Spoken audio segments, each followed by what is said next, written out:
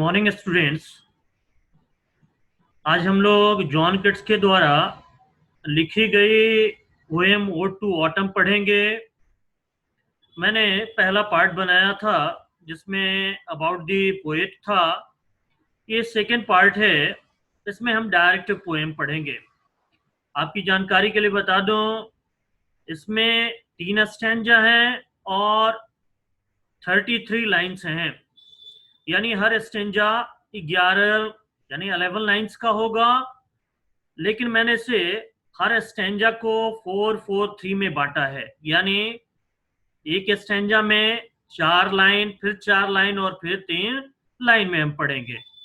सबसे पहले बता दूं कि ये 3 स्टैंजा जो हैं उसमें जो पोएट जॉन किट्स हैं उन्होंने पहले में एक मौसम के रूप में बताया है, ऑटम के बारे में, उस मौसम के बारे में बताया है कि इस वेदर में, इस मौसम में ऑटम क्या करता है। दूसरे में एक उन्होंने नारी के रूप में, स्त्री के रूप में उसकी संज्ञा दी है। और तीसरा जो है ऑटम का संगीत क्या होता है, उसमें किस तरह के सॉन्ग्स होते हैं, इसका अपना सॉन्ग है, इसके बारे में बताया है। पूरे 33 लाइन से हैं, तो हम लोग जल्दी से पढ़ते हैं ओड टू ऑटम। सबसे पहले आपके स्क्रीन पे स्टैंजा 1 का 4 line, seasons of mist and mellow fruitfulness, close bosom friend of maturing sun, conspiring with him how to load and blaze with fruit the vines that round the thatch eaves run। पहले 4 line में कहते हैं कि ये जो odd to मैं, it is the season of mist and mellow fruitfulness, ये जो कोहरे तथा पके हुए फलों का मौसम है, यानी ऑटम के बारे में बता रहे कि ये कोहरे तथा फलों का, पके हुए फलों का मौसम है। यानी ये जो मौसम है ये फल प्रदाता मौसम है, यानी फल को प्रदान करने वाला। Close bosom friend of maturing sun, bosom का मतलब होता है छाती, सीना, और ये कहता है कि ये करीबी मित्र है, ये आत्मीय मित्र है। ये जो मौसम है यानी ऑटम, ये आत्मीय मित्र है वयस्क सूरज का। यानी इस समय एक विशेषता होती है, सन जो होता है पूरी तरह से मैच्योर होता है। Conspiring with him how to load and bless, अब ये दोनों ऑटम और सूरज दोनों मिलकर करके साजिश कर रहे हैं। How to load and bless, कि कैसे लाद दूं, सुखी कर दूं, समृद्ध कर दूं। किसे करना है?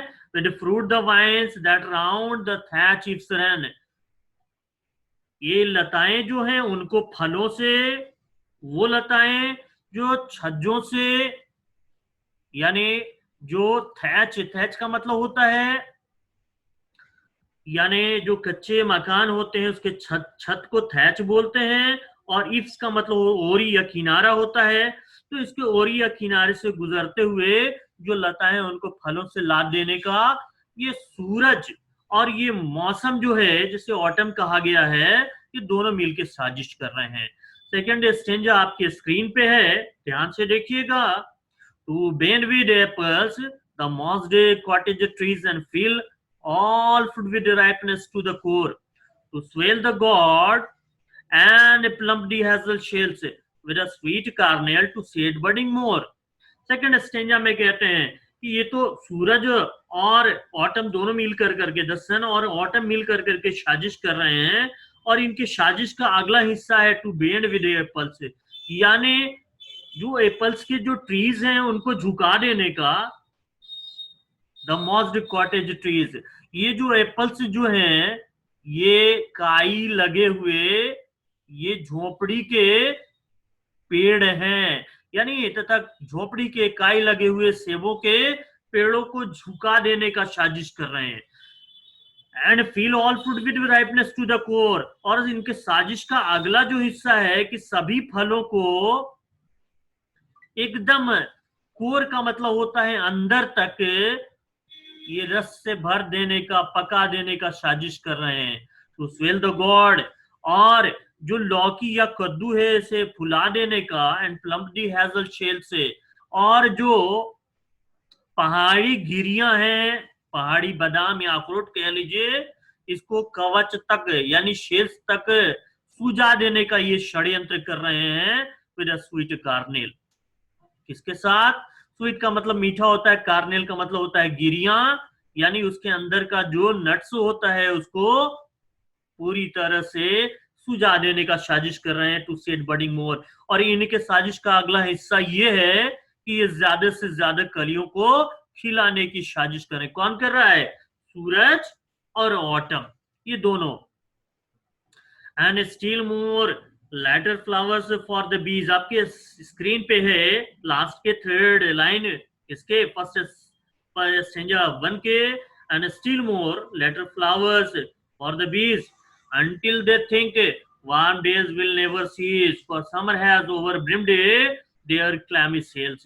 इस लास्ट के 3 स्टैंजा में सॉरी स्टैंजा 1 के लास्ट 3 लाइंस में कहते हैं एंड स्टिल मोर, और उसके बाद अधिक और भी ज्यादा किस चीज को? बडिंग मोर, यानी फूलों को खिला देने का। लेटर फ्लावर्स फॉर द बीज, यानी बाद के फूलों को मधुमक्खियों के लिए। बीज का मतलब मधुमक्खी होता है। Until they think warm days will never cease, जब तक कि वो न सोचें, यानी जब तक वे सोचती हैं कि गर्मी के दिन ये कभी रुकेंगे नहीं, समाप्त नहीं होंगे, यानी इतने फूल होंगे कि इनके दिमाग में ये रहेगा कि ये गर्मी का दिन जो है, ये मौसम है, कभी खत्म नहीं होगा। और समय has overbrimmed their clammy sails। Clammy का मतलब होता है चिपचिपा, और सेल्स का मतलब होता है जो मधुमक्खियों के घर होते हैं उसे सेल्स में बने होते हैं। तो वो कहता है कि for summer has overbrimmed their clammy cells. Summer ने क्या किया है? उनके चिपचिपे छत्तों को लबालब भर दिया है गर्मी के मौसम ने। यानी एक मौसम ऐसा है जिसमें सूरज, द सन और द ऑटम यानी ऑटम, ये दोनों मिलकर के साजिश करते हैं कि उन्हें क्या क्या करना है। यानी उनके साजिश का हिस्सा है कि ये सबसे पहले कि फलों का मौसम है और सूरज इसका अपना दोस्त है, और इन दोनों ने मिलकर साजिश किया है कि कैसे लताओं को सुखी और समृद्ध कर दें, झोपड़ी के काई लगे हुए सेबों को झुका दें और सभी फलों को रस से भर दें और पका दें, कद्दू और लौकियों को पूरी तरह सुझा दें, अखरोट को उसके कवच तक सुझा दें और उसे पूरे मीठे गिरियों से भर दें।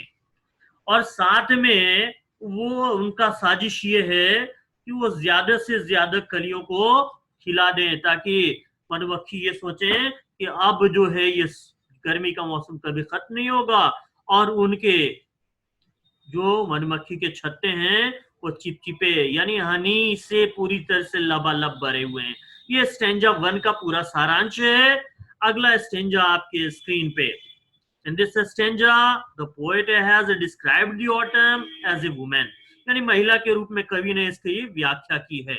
आपके स्क्रीन पे स्टेंजा 2 का पहला 4 lines. Who hath not seen thee oft amid thy store? Sometimes whoever seeks abroad may find thee sitting careless on a greenery floor, thy hair softly lifted by the winnowing wind। तो यहाँ पे has को हम has पढ़ेंगे, ये old English है। Who has not seen, थी का मतलब होता है यू, ऑफ्ट का मतलब ऑफन, तुम्हें किसने नहीं देखा है अक्सर, एमिड का मतलब बीच में, दाई स्टोर तुम्हारे गोदाम में, किसने तुम्हें अक्सर नहीं देखा है अनाज के गोदाम में बैठे हुए। समटाइम्स whoever seeks का मतलब होता है तलाशना, कभी कभी जो कोई भी तलाशता है एब्रॉड बाहर तुम्हें, मैं फाइंड तुम्हें पा सकता है। He sitting careless on a greenery floor, तुम्हें लापरवाही से अनाज वाली जमीन पे बैठे देख सकता है। Thy hair soft lifted by the winnowing wind, तुम्हारे जो बाल हैं सॉफ्ट लिफ्टेड, वो नर्म अंदाज से उठाए जाते हैं बाय द विनोइंग विंड, वो हवा अनाज फटकने वाली हवा। विनोइंग विंड का मतलब होता है winnowing, it is a process by separate the grains from states stock, जो इसके तिनके होते हैं उससे अलग करने का ये तरीका होता है। आपने देखा होगा अक्सर किस तरह से अनाज अलग किए जाते हैं। अगला 4 लाइन जो है आपके स्क्रीन पे है, और on a half reaped furrow sound asleep, drowsed with the fume of poppies, while thy hook spare the next sweat and all its twined flowers, and sometimes like a gleaner thou dost keep. अब ये 4 line में कहते हैं कि और on a half reaped furrow, और तुम्हें देखा जा सकता है आधे हुए फसल के, यानी कटे हुए फसल के, फरो का मतलब होता है लकीर, निशान, यानी किनारे, जहां पे जो कटे का निशान होता है उस फरो पे तुम्हें देख सकते हैं। साउंड स्लीप, अच्छी नींद लेते हुए, साउंड का मतलब होता है बहुत गहरी नींद लेते हुए तुम्हें देखा जा सकता है। Drowsed with the fume of poppies, poppies का मतलब होता है खसखस या पोस्ता, ये अफीम का जो दाना होता है, बीज होता है ओपियम, उसको, उसके फीम का मतलब होता है गंध, ये परफ्यूम आपने सुना होगा। तो इसके यानी पॉपीज, पोस्ता या खसखस के गंध से ऊँगते हुए, वाइल दाई हु के स्पेस द नेक्स्ट स्वेट, जबकि तुम्हारा हसुआ छोड़ देता है। स्पेयर का मतलब होता है छोड़ देना, द नेक्स्ट स्वेट है अगली पट्टी को, स्वेट का मतलब पट्टी होता है, एंड ऑल इट्स ट्विन्ड फ्लावर्स, और इसमें जकड़े हुए जितने भी फूल हैं। आपने कभी कभी देखा होगा कि किनारे जो फसल लगे होते हैं उसमें लताएं जो है जकड़ जाती हैं, तो उस जगह उस पंक्तियों को छोड़ दिया जाता है। तो यहाँ पे क्या कहता है कवि कि while thy hook spares the next swath, तुम्हारी जो ये हसुआ है वो अगले पंक्ति को, अगले पट्टी को छोड़ देता है, ऑल इट्स ट्विन्ड फ्लावर्स, और इसमें जो लिपटे हुए फूल हैं उनको छोड़ देता है, समटाइम्स लाइक अ ग्लीनर, और कभी कभी तुम्हें एक, sometimes you are seen like a gleaner, तुम्हें एक यानी अनाज इकट्ठा करने वाले महिला के रूप में देखा जाता है। Thou dost keep, you do keep, तुम रखती तो।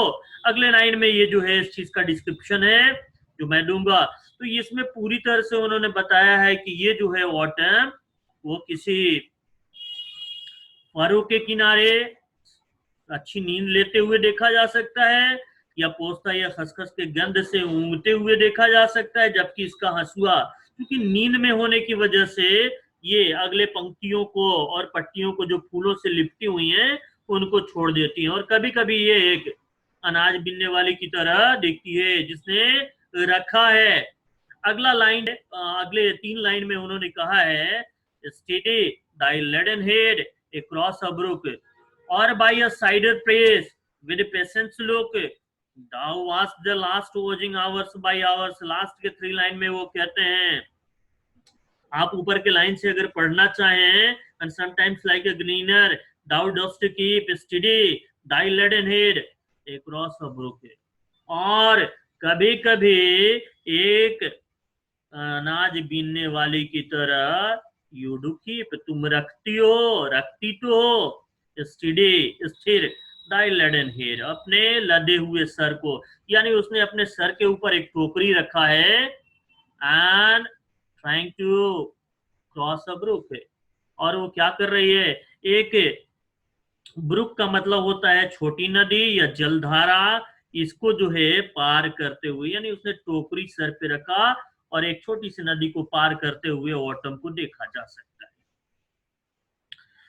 ये और बाय साइडर प्रेस, या किसी रस निकालने वाली, यानी साइडर, एप्पल से जो रस निकालते हैं जो मशीन होता है उसे साइडर प्रेस कहते हैं, और बाय साइडर प्रेस, या फिर रस निकालने वाली मशीन के बगल में, बाई का मतलब होता है बगल में, विद पेशेंस लुक, धैर्यवान, धैर्यशील रूप में, thou watch the last watching hours by hours, तुम अंतिम रिसाव को घंटों घंटों देखती हो।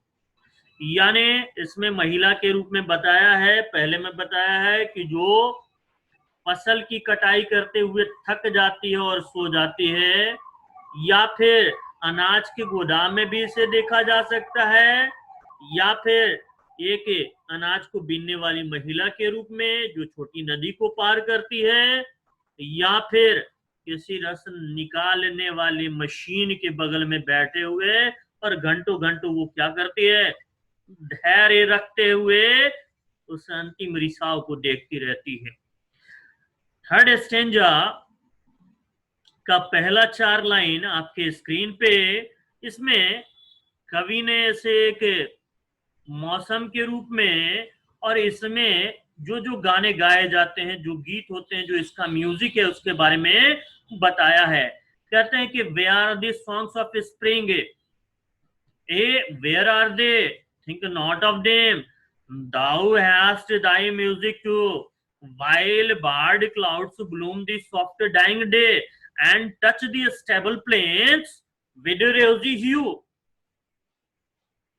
वो सवाल करते हैं कि where are the songs of spring, बसंत ऋतु के गीत कहाँ है, अरे वेयर आर दे, वो कहाँ है, कहाँ है वे, थिंक नॉट ऑफ देम, उनके बारे में मत सोचो। वो कहते हैं, कवि कहते हैं कि उसके बारे में नहीं सोचो। दाउ हैस्ट यानी यू हैव, दाई यानी योर, म्यूजिक टू तुम्हारे पास तो अपना तुम्हारा संगीत है, वाइल बार्ड क्लाउड्स ब्लूम, जबकि रुके हुए या अवरोधित, प्रतिबंधित जो बादल हैं वो खिल उठते हैं। ब्लूम का मतलब होता है खिल उठना। दी सॉफ्ट डाइंग डे, जो शाम होता है, soft dying day, dying day का मतलब होता है यानी दिन का समाप्ति होना, उसका मृत्यु होना। तो ये जो धीरे धीरे जो शाम आती है, इसमें क्या होते हैं, ये बादल खिल उठते हैं। कौन से बादल, जो रुके हुए हैं, ठहरे हुए हैं। And touch the stubble plains with rosy hue, और क्या करते हैं ये, यानी इस लाइन में बताया है कि कितनी खूबसूरती होती है इस मौसम में। And touch the stubble plain से, और स्टेबल का मतलब होता है यानी जो काटने के बाद जो खूंटी बच जाती है या जो ठूंठ बच जाता है, ऐसे मैदान को वो क्या करती है, ये इसकी रोशनी छूती है विद रोजी यू, रोजी का मतलब होता है गुलाबी, यू का मतलब रंग। तो ये सूरज की रोशनी या जो किरणें हैं जो बादल के बीच से वो आकर के चमकती हैं और कटे हुए फसल की जमीन को छूती हैं, किस रंग से, गुलाबी रंग से। अगला 4 लाइन आपके स्क्रीन पे है। Then in a baleful choir the small nuts mourn among the river shallows, borne aloft or sinking as the light wind lifts or dies, and full-grown lamps loud bleat from hilly bourne। इस 4 line में उन्होंने कहा है कि उसके बाद then in a baleful choir, एक दुखी स्वर में, वेलफुल का मतलब होता है यानी शोकाकुल आवाज में, दुखी स्वर में, यहाँ क्वायर का मतलब आवाज, साउंड, म्यूजिक में, द स्मॉल नट्स मॉर्न, एक काटने वाली मक्खी यानी एक जंगली मक्खी है वो रोती है। एमोंग द रिवर सैलोज, जो नदी के पीले रंग के पौधे होते हैं उनके ऊपर, उनके बीच में ये रोती है। Borne aloft or sinking as the light wind lives or dies, ये आवाज जो पैदा होती है, एलॉफ्ट, बोन एलो, बोन का मतलब होता है ऊपर है, पैदा होती है ऊंची आवाज, और सिंकिंग, और ये क्या होती है, डूबती है, as the light wind lives or dies, यानी आवाज ऊंची होती है, नीची होती है, जैसे कि हल्की हवा वो कभी चलती है तो वो जीवित होने का ये प्रमाण देती है, और जब रुक जाती है तो लगता है जैसे हवा मर गई, इस तरह का उसका साउंड होता है। एंड फुल ग्रोन लैम्प से लाउड ब्लिट फ्रॉम हिली बॉर्न, और पूरी तरह से पूर्ण रूप से विकसित जो मेमने हैं वो मिमियाते हैं, लैम्प से मिमियाते हैं, यानी जो शिप के बच्चे होते हैं वो मिमियाते हैं फ्रॉम हिली बॉर्न, कहां से, पहाड़ के किनारे से, पहाड़ की ऊंचाई से वो आवाज लगाते हैं। तो इसमें उन्होंने बताया है कि कौन कौन से है, यानी इस समय नट्स जो है वो आवाज निकालते हैं और लैंप्स जो हैं वो मिमी आती हैं। लास्ट का 3 लाइन में उन्होंने कहा है हेज, आपके स्क्रीन पे है, hedge cricket sing And now with a treble soft, the red breast whistles from a garden croft and gathering shallows twitter in the sky. Hedge hedge का मतलब होता है बाड़ा, यानी बाड़े के जो झिंगूर है, क्रिकेट्स का मतलब होता है झिंगूर, एक प्रकार का कीड़ा होता है सिंगे, ये क्या करती हैं, गाते हैं। And now with treble soft है, और अब ऊंचे स्वर में the red breast whistles from a garden croft, लाल छाती वाली चिड़िया ऊंचे स्वर में बगीचे के बाड़े में वो सीटी बजाती है, वो आवाज लगाती है। एंड गैदरिंग सेलोज, और इकट्ठा हुई जो अबाबिले हैं, एक प्रकार की चिड़िया होती है, twitter in the skies. So this was the poem of John Keats, a very beautiful poem। ये ओड था, और ओड जो है वो प्रशंसा में गाया गया एक गीत होता है। तो इसे बार बार देखिए, फर्स्ट पार्ट को देखना ना भूलिएगा, और सेकंड पार्ट भी आप 2 बार 3 बार देखें ताकि आपको इसकी समझ हो सके। अगर आपको ये पोएम पसंद आया है तो इसे लाइक करें, चैनल को सब्सक्राइब करें, दोस्तों के साथ शेयर करना ना भूलें, और बेल आइकन को जरूर दबाएं ताकि आपको कंटिन्यू नोटिफिकेशन मिलता रहे मेरे नेक्स्ट पोएम का। Thank you and have a nice day.